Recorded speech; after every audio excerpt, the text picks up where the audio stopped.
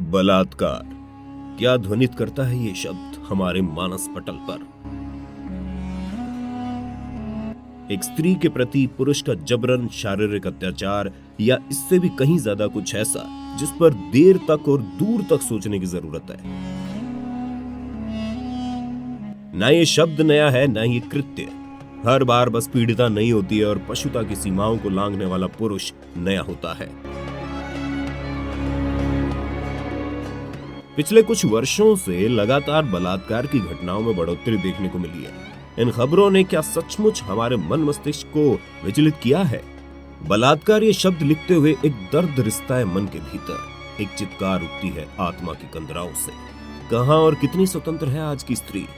मंचों से महिला स्वतंत्रता का जब ढोल पीटा जाता है, तब मासूम बच्चियों से लेकर तमाम पीड़िताओं की आवाज कहां दब जाती है, कौन जानता है? जाने कितने वर्गों और दर्दों में बंटी औरतों की जाने कितनी कितनी पीड़ाएं हैं। क्या वे किसी एक आलेख या किसी एक भाषण की मोहताज है? आज की तथाकथित मॉडर्न प्रोग्रेसिव सोसाइटी में जहां स्त्रियों के समानता के अधिकार की बात की जाती है, उनके उत्थान की बात की जाती है, उसी सोसाइटी में ऐसे दरिंदे भी पलते हैं जो न रिश्ते देखते हैं न उम्र। उन्हें मतलब होता है सिर्फ संतुष्टि से, वो चाहे जहां भी मिले, जैसे भी मिले, बस पा लेने में लगे हुए हैं। हम रोज सुबह उठते हैं, अखबार खोलते हैं या मोबाइल, 10 खबरों में से कम 2 खबरें आपको बलात्कार की मिलती है। कई बार तो इतनी घिन आती है इन खबरों से कि हेडलाइन पढ़कर ही दिमाग सुन्न हो जाता है। कुछ सूझ ही नहीं पाता, भारत में इन दिनों किस उम्र की बच्चियों का बलात्कार नहीं हो रहा है। इस सवाल का जवाब ढूंढते ढूंढते शायद आपकी उम्र कम पड़ जाए। महिला कानूनों की बात करें तो उनकी एक लंबी फहरिस्त है जो उनके हक में खड़े हैं, शब्दों से मजबूत मगर अमलीकरण के अभाव में बेबस, बेचारे और लाचार। कहां से शुरू करें हम महिलाओं के हक की असली लड़ाई?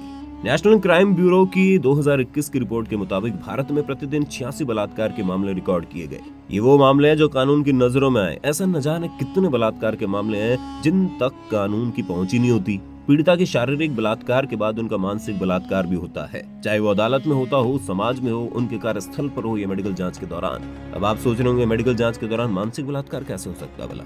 लेकिन क्या आप जानते हैं कि बलात्कार की मेडिकल जांच कैसे होती है? बलात्कार की मेडिकल जांच के अनुभव कई पीड़िताओं द्वारा बताए गए हैं। उनका कहना है कि यह तरीका इतना दर्दनाक होता है कि उन्हें बलात्कार और बलात्कार की जांच में कोई अंतर ही नहीं लगता। इस टेस्ट के जरिए कौमार्य परीक्षण किया जाता है। होता यह कि महिलाओं की योनि में एक झिल्ली होती है जिसे हाइमन कहते हैं। संभोग के दौरान ये झिल्ली टूट या फट जाती है, जिसकी जांच 2 फिंगर टेस्ट के द्वारा की जाती है, जो ये बताता है कि महिला के साथ संभोग हुआ है या नहीं। इतना ही नहीं, इस जांच के लिए किसी अलग कमरे की व्यवस्था नहीं होती, बल्कि अधिकतर लेबर रूम में किया जाता है। लेबर रूम में पहले से ही डिलीवरी के लिए गर्भवती महिलाएं मौजूद रहती है। ऐसे में रेप विक्टिम की प्राइवेसी सुरक्षित नहीं रहती और गर्भवती महिला को एक मानसिक पीड़ा से अनायास ही गुजरना पड़ता है। इसके साथ ये भी जरूरी नहीं कि जांच करने वाली डॉक्टर महिला ही होगी, वो कोई पुरुष डॉक्टर भी हो सकता है। कोर्ट में इस टेस्ट को 2013 में ये कहते हुए बैन कर दिया गया कि ये टेस्ट ना तो मानवीय है, ना ही वैज्ञानिक। इसके बावजूद आज भी कई जगहों पर बलात्कार पीड़िता की जांच 2 फिंगर से ही की जाती है।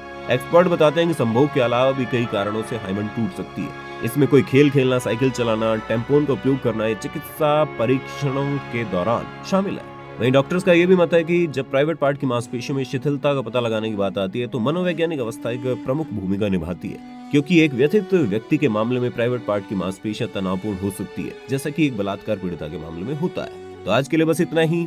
हमारे चैनल को सब्सक्राइब कर लीजिए ऐसी खबरों को जानने के लिए। Thank you.